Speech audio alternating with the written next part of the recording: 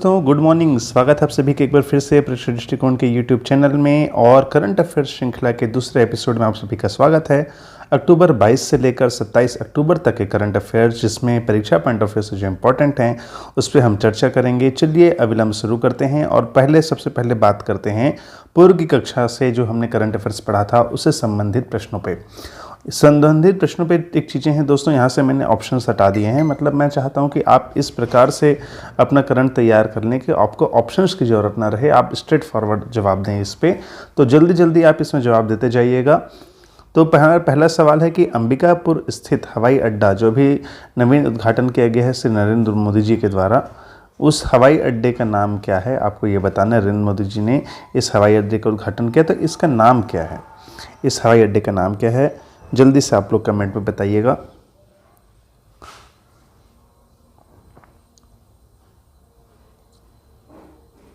बहुत सही दोस्तों, इसका नाम मां महामाया के नाम पर रखा गया है। मां महामाया हवाई अड्डा नाम है। इसे हमने देखा था, इसे उद्घाटन किया था नरेंद्र मोदी जी ने, वर्चुअल उद्घाटन किया था। कहाँ के साथ? वाराणसी के एयरपोर्ट के उद्घाटन के साथ इसका भी उद्घाटन किया था। और साथ ही साथ यहाँ पे अब कमर्शियल फ़्लाइट चालू हो जाएंगी अंबिकापुर के मां महामाया हवाई अड्डा से। और इसके साथ ही छत्तीसगढ़ में जो ऑपरेशनल एयरपोर्ट हैं वो हैं आपके रायपुर में स्वामी विवेकानंद एयरपोर्ट है। उसके बाद आपका बिलासपुर में है बिलासाबाई केवटिन एयरपोर्ट है। इसके बाद तीसरा एयरपोर्ट है आपका जगदलपुर में जो है वहाँ की माँ दंतेश्वरी के नाम पे। और चौथा एयरपोर्ट छत्तीसगढ़ का है अंबिकापुर स्थित मां महामाया हवाई अड्डा। तो याद रखिएगा, ये चौथा ऑपरेशनल एयरपोर्ट है छत्तीसगढ़ का। ऑपरेशन यहाँ पे स्टार्ट होंगे। और ये एयरपोर्ट का संचालन कौन करेगी? इन चारों एयरपोर्ट का संचालन करती है एयरपोर्ट अथॉरिटी ऑफ इंडिया। इसे याद करना है। इसके बाद है दोस्तों राष्ट्रीय जल अवार्ड। आप सभी को पता है कि 5वां राष्ट्रीय जल अवार्ड जल शक्ति मंत्रालय द्वारा प्रदान किया गया है 5वें स्तर का। तो ये अवार्ड छत्तीसगढ़ के किस ग्राम को प्रदान किया गया है? आपको ये बताना है जल्दी से। तो कमेंट में कृपया जवाब देंगे इसका। करंट को इस हिसाब से तैयार करें दोस्तों, जैसे आपने अभी पढ़ाना, सेम जैसे मैंने आपको बताया उसी वे में आपको सारी चीज़ों को पॉइंट टू पॉइंट याद रखना है। इससे आपका जीएस प्लस करंट बहुत अच्छा होगा और आपको करंट से डरने की आवश्यकता नहीं है, आप अधिक से अधिक स्कोर उसमें कर पाएंगे। तो राष्ट्रीय जल अवार्ड किसे प्रदान किया गया? बहुत सही जवाब दिया आप लोगों ने। मासुल पानी, मासुल पानी जगह है। ये जगह कहाँ है? ये जगह है कांकेर में। कांकेर के गांव है मासुल पानी। और इस मासुल पानी गांव को बेस्ट विलेज कैटेगरी में सेकंड अवार्ड मिला है। सेकंड अवार्ड मिला है। तो पहला अवार्ड किसे मिला है? पहला अवार्ड मिला है केरल के ग्राम पंचायत को। और ये मासुल पानी कांकेर है। यहाँ पर योजना चली, यहाँ पर उन्होंने क्या किया, जो पहाड़ है यहाँ का, उस पहाड़ से, पहाड़ का नाम नहीं बताऊँगा, पहाड़ है यहाँ पे, उस पहाड़ से एक नाला निकलता है, झूरा नाला। झूरा नाला, इस नाले पर उन्होंने चेक डैम और पोस्ट बनाए और इसके माध्यम से इन्होंने क्या क्या योजना चलाई यहाँ पे। उस योजना का नाम था चोटी से घाटी।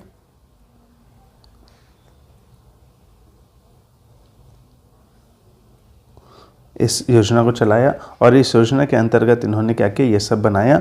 और इसके बाद वो जो कांकेर का मासुल पानी गाँव है, यहाँ पे इतना वर्षा जल हो गया कि यहाँ के जो लोग हैं रबी और खरीफ दोनों में क्या करने लगे, फसल लेने लगे और गांव में पलायन जो है वो क्या हो गया, ख़त्म हो गया। इसके बाद अगला सवाल है चर्रे मर्रे जलप्रपात जो है वह किस जिले में स्थित है? चर्रे मर्रे जलप्रपात, चर्रे मर्रे जलप्रपात किस जिले में स्थित है? सवाल का जवाब आप सभी को पता है मुझे, तो इसका जवाब दीजिएगा जल्दी से। और उसी प्रकार से गड़िया पहाड़ भी आपका किस जिले में स्थित है? तो जिस पहाड़ का हम नाम नहीं ले रहे थे वो था गड़िया पहाड़। नाम से स्पष्ट हो गया गड़िया पहाड़ कहाँ है, आपका कांकेर में है। और चर्रे मर्रे जलप्रपात भी कांकेर में है, अंतागढ़ इलाके में। तो अंतागढ़ में, कांकेर के अंतागढ़ में यह क्या है, स्थित है। जिला कौन सा होगा? कांकेर। तो इस प्रकार से आप ये पुराने वीडियो से हमारे कुछ करंट अफेयर्स के क्वेश्चन बन रहे थे दोस्तों। चलिए इस हफ्ते के करंट अफेयर्स में चलते हैं और सबसे पहले बात करते हैं फूठा मढ़ा जगह की। फूठा मढ़ा दोस्तों गंगरेल जो है हमारा बांध है, गंगरेल बांध है, उसके कोर में स्थित एक गाँव है, एक जगह है फूठा मढ़ा। और इस फूठा मढ़ा की बात यहाँ है कि जो कि गंगरेल की साइड में है, गंगरेल में से लगा हुआ है। तो यहाँ पे एक पॉन्ड या तालाब या वेटलैंड है। वेटलैंड मतलब वह स्थान जहाँ पे पानी क्या होता है, भरा होता है। इसे बोलते हैं आर्द्रभूमि या वेटलैंड कहते हैं। इस प्रकार से ये आर्द्रभूमि है और वेटलैंड है। इस आर्द्रभूमि में क्या हो रहा है दोस्तों, इस आर्द्रभूमि में बाहर से बहुत सारे प्रवासी पक्षी आते हैं और लगभग अभी तक की जो संख्या है इसके आधार पर 82 प्रवासी पक्षी इस वेटलैंड पे आते हैं। और जहाँ पर एक पर्यावरणीय ये एक टर्म है दोस्तों, एक नाम है रामसर साइट। हुआ क्या था कि 2 फरवरी 1971 में ईरान के रामसर स्थान पर एक अंतर्राष्ट्रीय संधि हुई थी और उस संधि के अंतर्गत क्या था कि जितने भी वेटलैंड साइट है, वेट अर्थात गीला, लैंड यानी कि भूमि अर्थात आर्द्र लैंड साइट है, जहाँ पर जैव विविधता है, जैव विविधता अर्थात जहाँ पे पक्षी, उससे संबंधित पक्षी हैं या जीव हैं या अन्य संबंधित हैं, जहाँ पे विशेषताएं हैं, वहाँ पे उन जगहों को क्या करें, उन जगहों के संरक्षण के लिए उन्हें किस रूप में घोषित करते हैं, रामसर साइट के रूप में। तो ये प्रारंभ कब से हुआ था, याद रखिएगा 2 फरवरी 1971। क्या होते हैं, वेटलैंड होते हैं जो जैव विविधता और पर्यावरण संरक्षण से क्या होते हैं कि दृष्टि से इंपॉर्टेंट होते हैं, जहाँ पे प्रवासी पक्षी या कोई विशेष स्पीसीज मिल रहा है या कोई खाद्य श्रृंखला वहाँ पे ऐसी है जो विशेष रूप से है, तो ऐसे स्थानों को क्या किया जाता है, रामसर साइट का दर्जा देके उन्हें संरक्षित करने का प्रयास किया जाता है। तो इसी प्रकार से प्रयास चल रहे हैं। छत्तीसगढ़ शासन के द्वारा रामसर साइट के लिए प्रस्ताव भेजा गया है और यह प्रस्ताव इसलिए भेजा गया है कि छत्तीसगढ़ में जो फूटा मढ़ा कहाँ है, धमतरी गंगरेल के साइड में है, इस फूटा मढ़ा में 22 प्रजातियां प्रवासी पक्षियों की आते हैं और वहाँ निवास करते हैं और उससे संबंधित यहाँ पे खाद्य जाल और जो जैव विविधता है वह निर्मित है उस स्थान पर, इसलिए इसे घोषित करने का प्रयास चल रहा है। अगर ये घोषित हो जाता है दोस्तों तो ये प्रदेश का पहला रामसर साइट होगा। छत्तीसगढ़ में भी तो कोई रामसर साइट नहीं है। तो ये था आपका रामसर साइट के बारे में कि 2 फरवरी 1971 में ईरान में रामसर में क्या हुआ, अंतर्राष्ट्रीय संधि हुई और उस संधि के अंतर्गत जो वेटलैंड होते हैं जहाँ जैव विविधता और पर्यावरण संरक्षण जरूरी है, उनके लिए हम घोषित करते हैं, उन्हें संरक्षित रखने के लिए। और ये स्थल कैसे होते हैं, ये स्थल होते हैं अंतर्राष्ट्रीय महत्व के स्थल होते हैं। और इसे भारत में कब लागू किया, 1982 में लागू किया, ये याद रखिएगा। और अभी तक अर्थात अगस्त 2024 के डेटा तक भारत में कुल रामसर साइटों की संख्या कितनी है, 85 है। ये आपका जीएस का क्वेश्चन है, याद रखिएगा। रामसर साइट 2 फरवरी 1971, भारत में कब लागू हुआ, 1982 में, और भारत में कुल कितने हैं, 85 हैं। अभी कब तक, 2024 तक इनकी संख्या बढ़ती घटती रहती है। तो परीक्षा के पहले एक बार आप उसे टैली करके जाएंगे, इन्हें परिवर्तन होता रहता है। इसके बाद देखते हैं इससे रिलेटेड फैक्ट्स। जैसे हमने पहले वीडियो में बताया था कि हम करंट से रिलेटेड जीएस फैक्ट्स भी पे भी चर्चा करेंगे। तो यहाँ पे बात करते हैं, चूँकि आपका फूटा मढ़ा गांव किस नदी के किनारे है, महानदी पे गंगरेल बांध बना हुआ है। उस महानदी के बारे में बात करते हैं कि महानदी जो है उसका उद्गम कहाँ से होता है, तो धमतरी के सिहावा पर्वत से इस नदी का उद्गम होता है। इस नदी की कुल लंबाई 858 किलोमीटर है और छत्तीसगढ़ में जो हिस्सा बहता है वो 286 किलोमीटर है। इस प्रकार धमतरी से निकलते हुए कांकेर, फिर वापस धमतरी, और इस प्रकार से यह नदी रायगढ़, जांजगीर चांपा, शक्ति, इन जिलों से होते हुए ये कहाँ जाती है, उड़ीसा में जाती है। तो छत्तीसगढ़ में जो इसका कुल हिस्सा रहता है वह 286 किलोमीटर का है और ऐसे में लंबी जो है नदी वो कितनी है, 858 की है। और यह बाकी हिस्सा कहाँ बहता है, बाकी हिस्सा आपका उड़ीसा में बहता है, ये याद रखना है आपको। इसके बाद करते हैं कि इसका नाम महानदी क्यों है। तो श्रृंगी ऋषि की शिष्या जो थी, प्रिय शिष्या महानंदा, इसके नाम पर इस नदी का नाम क्या है, महानदी है। और महानदी क्या करती है कि छत्तीसगढ़ में 3 स्थानों पर संगम का निर्माण करती है और ये संगम है राजिम में, शिवरीनारायण में और चंद्रपुर में। इसके बाद महानदी पर जो गंगरेल बांध बना है उसके बारे में देखते हैं कि गंगरेल बांध जो है उसे रविशंकर जलाशय के नाम से भी जाना जाता है। आप सभी जानते हैं गंगरेल बांध का नाम क्या है, रविशंकर जलाशय है और इसकी स्थापना 78-79 में हुई थी। और साथ ही साथ ये छत्तीसगढ़ का सबसे लंबा बांध है। तो छत्तीसगढ़ का सबसे लंबा बांध कौन सा है, गंगरेल बांध है। और इस बांध में 10 मेगावाट का जो है वो एक जल विद्युत संयंत्र स्थापित है, 2.5 मेगावाट के 4 यूनिट। इस प्रकार से कुल कितनी है, 10 मेगावाट का विद्युत यहाँ पे संयंत्र स्थापित है। और साथ ही साथ देखते हैं कि हमने एक बात की किसके बारे में, फूटा मुड़ा के बारे में। तो ये फूटा मुड़ा एक्चुअली क्या है, यहाँ प्रवासी पक्षी क्या करते हैं, विजिट के लिए आते हैं, आर्द्र वेटलैंड है। तो उसी प्रकार से एक और स्थल है और इस स्थल का नाम है गिधवा परसदा। ये गिधवा परसदा कहाँ है, आपके जिला बेमेतरा में है। और यहाँ पे कुछ वर्षों पहले पक्षी महोत्सव का भी आयोजन किया गया था। बहुत दुनिया देश भर के जो फोटोग्राफर हैं, पक्षी विशेषज्ञ हैं, ये सब यहाँ आए थे और एक महोत्सव का निर्माण किया गया था गिधवा परसदा में, जिला बेमेतरा में। यहाँ पे अलग अलग 5 अलग अलग वाटर बॉडी हैं, तो इसको किसी किसी स्थान पर आपको गिधवा परसदा कॉम्प्लेक्स भी कहा जाता है कि यहाँ पे एक ही तालाब या पॉन्ड या वाटर बॉडी नहीं है, 5 अलग अलग हैं, इसका कॉम्प्लेक्स है यहाँ पे। और यह एक क्या है, प्रवासी पक्षी स्थल है। यहाँ पे बहुत सारे प्रवासी पक्षी आपको मिलते हैं। तो याद रखिएगा, फूठामड़ा और गिधवा परसदा किस लिए प्रसिद्ध है? प्रवासी पक्षियों के आगमन के लिए प्रसिद्ध है, वेटलैंड है एक, इसे याद रखिएगा। इसके बाद चलते हैं, बात करते हैं सरगुजा आदिवासी विकास प्राधिकरण की बैठक का आयोजन किया गया छत्तीसगढ़ शासन के द्वारा।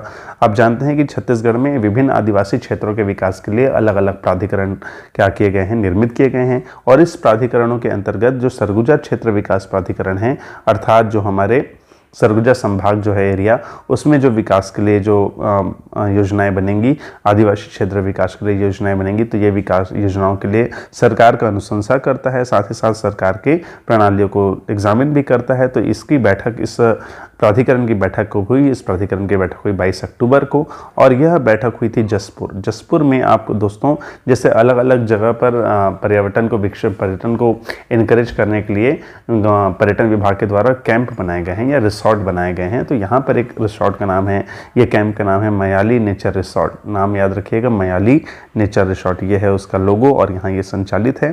तो ये मयाली नेचर रिसॉर्ट में क्या हुई, सरगुजा विकास प्राधिकरण की क्या हुई, बैठक हुई। साथ ही साथ यहाँ पे विभागीय प्रदर्शनी और आदिवासी संस्कृति से संबंधित जो प्रदर्शनी है वो लगाई गई थी। तो इस बैठक में जनरली याद रखिएगा कि जो प्राधिकरण है, जितने भी हमारे यहाँ प्राधिकरण बने हुए हैं, विकास प्राधिकरण जो बने हुए हैं सरगुजा और अनुसूचित जाति ओबीसी के लिए, उसके अध्यक्ष कौन होते हैं? पदेन मुख्यमंत्री उसके अध्यक्ष होते हैं। और इसके अलग अलग उपाध्यक्ष शासन के द्वारा क्या किया जाता है, नामित किया जाता है। तो पत्थलगांव क्षेत्र में उस क्षेत्र के जो विधायक हैं, पत्थलगांव ने, उस क्षेत्र के जो विधायक हैं गोमती साई जी, इन्हें क्या बनाया गया है, उसका उपाध्यक्ष बनाया गया है। और इस प्राधिकरण की बैठक में मुख्यमंत्री जी ने उस क्षेत्र के विकास के लिए काफ़ी ज़्यादा बातें की हैं, उन्हें बताया है। और विभिन्न जो सचिव हैं उन्हें भी गाइडलाइन दी है कि इस प्रकार से इस क्षेत्र का क्या होना चाहिए, विकास होना चाहिए। तो मुख्य बिंदु जिसमें आए थे, उसमें यह था कि जो बजट में वृद्धि कर दी गई है, जो प्राधिकरण है उसका बजट पहले 50 करोड़ था और अब उसके बजट में वृद्धि करते हुए उस प्राधिकरण के अनुसार जो योजनाएं बन सकेंगी उसमें कुल व्यय जो हो सकता है वो 75 करोड़ तक का होगा। और साथ ही साथ जो गोमती साई जी हैं, उनकी मांग पर जो मयाली नेचर कैंप है, उस क्षेत्र है, उसके पर्यटन और उसके रखरखाव और विकास के लिए 10 करोड़ का भी क्या किया, प्रस्ताव पास किया गया मुख्यमंत्री जी के द्वारा। तो ये मुख्य बिंदु थे बैठक के। आपको याद क्या रखना है कि सरगुजा विकास प्राधिकरण के उपाध्यक्ष कौन है, गोमती साई जी हैं। और साथ ही साथ इसका जो बैठक हुआ कहाँ हुआ था, मयाली नेचर कैंप जसपुर में हुआ था, ये याद रखना है आपको। ये 2 चीज़ें आपके परीक्षा पॉइंट ऑफ व्यू से इंपॉर्टेंट हैं। तो इससे रिलेटेड फैक्ट देखते हैं। जैसे मैंने आपको बताया कि अलग अलग क्षेत्रों के विकास के लिए अलग अलग प्राधिकरण निर्मित किए गए हैं। तो इस प्राधिकरण में कुछ दिनों पहले ही अलग अलग उपाध्यक्ष नियुक्त किए गए थे। चूँकि सभी का अध्यक्ष कौन है, आप जानते हैं कि मुख्यमंत्री पदाध्यक्ष होता है, तो उपाध्यक्ष कौन है, घोषित किए गए हैं। तो सबसे पहले सरगुजा क्षेत्र विकास प्राधिकरण, जो आपसे स्पष्ट है कि सरगुजा एरिया में, सरगुजा संभाग के एरिया में प्राधिकरण विकास कार्य करोगा। तो इसके उपाध्यक्ष किसको बनाया गया, गोमती साई जी को बनाया गया है। इसके बाद आता है सरगुजा के बाद मध्य क्षेत्र में जो भी आदिवासी जातियाँ हैं, जनजातियाँ हैं, उनके विकास के लिए जो क्षेत्र बना उसके उपाध्यक्ष वहाँ के स्थानीय विधायक श्री प्रणव कुमार जी। और बस्तर क्षेत्र के विकास प्राधिकरण के लिए जो बना हुआ है बस्तर क्षेत्र आदिवासी विकास प्राधिकरण, उसके उपाध्यक्ष हैं लता उसेंडी जी। ये सभी विधायक हैं उस क्षेत्र के, तो इसे याद रखिएगा। साथ ही साथ अनुसूचित जाति विकास प्राधिकरण भी निर्मित है और इस प्राधिकरण के उपाध्यक्ष बने हैं आरंग के विधायक श्री गुरु खसवंत साहेब जी। और इसके बाद लास्ट में ग्रामीण और अन्य पिछड़ा वर्ग क्षेत्र विकास प्राधिकरण के जो उपाध्यक्ष हैं वो ललित चंद्राकर जी बने हुए हैं। तो इस प्रकार से आदिवासी अनुसूचित जाति क्षेत्रों के विकास के लिए 5 प्राधिकरण निर्मित हैं और उन 5 प्राधिकरण के उपाध्यक्ष ये हैं। और इसके साथ अब देखते हैं जसपुर जिला, जहाँ पर ये बैठक हुई थी। तो जसपुर जिला स्थापना हुआ 1998 में और यहाँ से एक नेशनल हाईवे गुजरती है जिसका नाम है NH-43। जसपुर जिला का नाम जसपुर रियासत के नाम पर पड़ा और इस जसपुर रियासत के जसपुर जिले में जो नदियां बहती हैं मुख्य रूप से वह है ईब नदी और कन्हार नदी।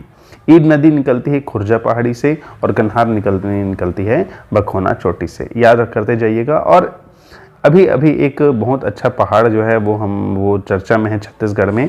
चर्चा में क्यों है मैं आगे आपको बताऊंगा। तो उस पहाड़ का नाम है मघेश्वर पहाड़, और ये मघेश्वर पहाड़ भी किस जिले में है? जसपुर जिले में है। क्यों प्रसिद्ध है? कि यहाँ पे शिवलिंग आकार का एक प्राकृतिक पहाड़ है। जिस प्रकार से गरियाबंद का भूतेश्वर महादेव है, उसी प्रकार से यहाँ भी शिवलिंग के आकार का प्राकृतिक पहाड़ है। नाम से स्पष्ट मघेश्वर पहाड़ है, शिवलिंग के आकार का प्राकृतिक पहाड़ है। कहीं कहीं जगह आपको विश्व का प्राकृतिक सबसे बड़ा शिवलिंग भी मिलता है किसी टेक्स्ट बुक में, लेकिन ऑफिशियल गवर्नमेंट ऑफिशियल में इसका उल्लेख प्राकृतिक पहाड़ के रूप में है कि शिवलिंग आकार का एक प्राकृतिक पहाड़ है। और कहाँ स्थित है? ये जसपुर जिले में स्थित है। आप मुझे कमेंट में बताइएगा कि जिस प्रकार से मैंने बताया कि मयाली नेचर रिसोर्ट जो कहाँ बना हुआ है, या मयाली नेचर कैंप कहाँ बना हुआ है, जसपुर जिले में बना हुआ है, उसी प्रकार से आप बताइएगा कि छत्तीसगढ़ के विभिन्न जगहों पे कौन कौन से रिसोर्ट का निर्माण किया गया है। आप मुझे बताइएगा। सतरंगा में एक निर्माण किया गया है, एक बैगा निर्माण किया गया है, एक अंग्रेल के पास किया गया है। तो इन सभी के नाम आप मुझे बताइएगा कमेंट पे कि क्या क्या उस रिसोर्ट्स या कैंप्स के नाम हैं जो पर्यटन विभाग संस्कृति मंत्रालय क्या किया है, निर्मित किया है। इसके बाद देखते हैं, बात करते हैं एग्री कार्निवाल की। Agri carnival 2024। एग्री कार्निवाल 2024 नाम से स्पष्ट है, एग्रीकल्चर अर्थात कृषि विभाग से संबंधित है, कृषि कार्यों से संबंधित है। तो यह कार्निवाल हुआ 22 से 25 अक्टूबर पे। स्थान था इंदिरा गांधी कृषि विश्वविद्यालय रायपुर पे हुआ, और इसका प्रारंभ सबसे पहले यूथ कॉन्क्लेव से हुआ। यूथ कॉन्क्लेव के बाद यहाँ पे राष्ट्रीय किसान मेला और कृषि प्रदर्शनी का भी आयोजन क्या किया गया? एग्री कार्निवाल में किया गया। इसके साथ यहाँ रोजगार मेला, industries educational meet, education fair और स्टार्टअप सेमिनार, अर्थात यहाँ के जो छात्र हैं, जो लोग हैं, कृषि कार्यों से संबंधित लोग हैं, इनको प्रदर्शनी भी दी गई कि किस प्रकार से नित नवीन कृषिगत कार्यों में परिवर्तन आ रहा है। साथ ही साथ जो छात्र हैं उन्हें स्टार्टअप और इंडस्ट्रीज़ क्या चाह रही है, इस तरह से उनको क्या किया गया? सेमिनार्स का भी आयोजन किया गया, जिससे वो इंडस्ट्री और स्टार्टअप के लिए खुद को क्या कर सके, तैयार कर सके। तो याद रखिएगा, एग्री कार्निवाल कहाँ हुआ है? 22 से 25 अक्टूबर, इंदिरा गांधी कृषि विश्वविद्यालय रायपुर में। इससे रिलेटेड फैक्ट्स पे बात करते हैं तो इंदिरा गांधी कृषि विश्वविद्यालय कहाँ स्थित है? रायपुर में स्थित है, और इसकी स्थापना हुई थी जनवरी 1987। ये याद रखिएगा। और ये छत्तीसगढ़ का एकमात्र कृषि विश्वविद्यालय है।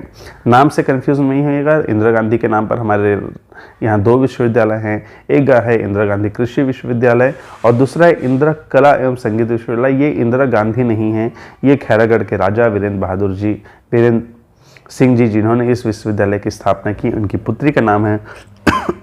तो इंदिरा कला एवं संगीत विश्वविद्यालय ये कहाँ है? ये खैरागढ़ में है, और इसकी स्थापना हुई थी 14 अक्टूबर 1956 को, और ये छत्तीसगढ़ का पहला विश्वविद्यालय है। तो छत्तीसगढ़ का एकमात्र कृषि विश्वविद्यालय इंदिरा गांधी कृषि विश्वविद्यालय, छत्तीसगढ़ का प्रथम विश्वविद्यालय इंदिरा कला एवं संगीत विश्वविद्यालय, इसे आप याद रखिएगा। अगले फैक्ट्स में चलते हैं। तो सबसे महत्वपूर्ण फैक्ट था 25 और 26 अक्टूबर को राष्ट्रपति द्रौपदी मुर्मू जी का विजिट था, छत्तीसगढ़ दौरा था, और ये 2 दिवस के दौरे पे कहाँ आई थी? छत्तीसगढ़ आई थी। कारण क्या था? कारण यह था कि छत्तीसगढ़ के 4 उच्च स्तरीय शिक्षण संस्थानों के दीक्षांत समारोह में अतिथि के रूप में मैडम आई थी। और ये 4 संस्थान कौन कौन से हैं? एम्स रायपुर का 2nd दीक्षांत समारोह था, NIT रायपुर का 14वां था, आयुष विश्वविद्यालय और IIT भिलाई, इनके जो हैं दीक्षांत समारोह पे इनके जो गोल्ड मेडलिस्ट होते हैं उन्हें मेडल, PhD और इस सब के प्रदान करने के लिए मैडम आई थी। और पुरखौती मुक्तांगन में इन्होंने क्या किया? इसके साथ आप सभी जानते हैं कि छत्तीसगढ़ के नया रायपुर में पुरखौती मुक्तांगन जो है वह निर्मित है, और इस पुरखौती मुक्तांगन में एक प्रखंड बनाया गया कि सरगुजा क्षेत्र के आदिवासी संस्कृति और जनजातीय संस्कृति और पर्यटन क्षेत्रों को दिखाने के लिए जो प्रखंड बना वो क्या है? सरगुजा प्रखंड है। इसका उद्घाटन भी क्या किया गया? राष्ट्रपति जी के द्वारा किया गया। इसके बाद इन्होंने महतारी वंदन योजना जो छत्तीसगढ़ शासन द्वारा विवाहित महिलाओं के लिए चलाई जा रही है, इस महतारी वंदन योजना के हितग्राहियों को 9वीं किस्त का वितरण किया गया। साथ ही साथ पुरखौती मुक्तांगन में जो आदिवासी समाज के गणमान्य नागरिकों से परिचर्चा की। साथ ही छत्तीसगढ़ में जो रायपुर में गायत्री नगर में जो आपका बालाजी मंदिर है, इस मंदिर में जगन्नाथ मंदिर है, इस जगन्नाथ मंदिर में भी मैडम ने क्या करी, पूजा अर्चना करी। तो ये मूल है क्यों आई थी मेन, कि आने का प्रयोजन था कि 4 उच्च स्तरीय शिक्षण संस्थानों में अतिथि के रूप में राष्ट्रपति जी सम्मिलित हुई थी और साथ ही साथ इन्होंने निम्नलिखित और यहाँ पे उद्घाटन और मेल मिलाप किया। इसके बाद देखते हैं, इसके बाद रिलेटेड फैक्ट्स में जाते हैं। तो एम्स रायपुर नाम से है, एम्स अखिल भारतीय आयुर्विज्ञान संस्थान छत्तीसगढ़ का एकमात्र अखिल भारतीय आयुर्विज्ञान संस्थान कहाँ है, रायपुर में है। इसकी स्थापना सन 2013 में हुई थी। तो इसमें जो मेडिकल कॉलेज है, इसके 2nd दीक्षांत समारोह में मैम आई थी। और साथ ही साथ NIT रायपुर, राष्ट्रीय प्रौद्योगिकी संस्थान रायपुर में स्थित है, इसकी स्थापना हुई थी सन 2006 में, इसे याद रखिएगा। आयुष विश्वविद्यालय देश का चिकित्सा से संबंधित जो विश्वविद्यालय है, इसका नाम है आयुष विश्वविद्यालय, इसकी स्थापना सन 2008 में हुई थी। और भारत के 20वें क्रम का IIT, भारत के 20वें क्रम का IIT भिलाई में जो स्थित है, इसकी स्थापना भी 2016-17 में हुई थी। तो इसके भी दीक्षांत समारोह में मैम क्या हुई थी, सम्मिलित हुई थी।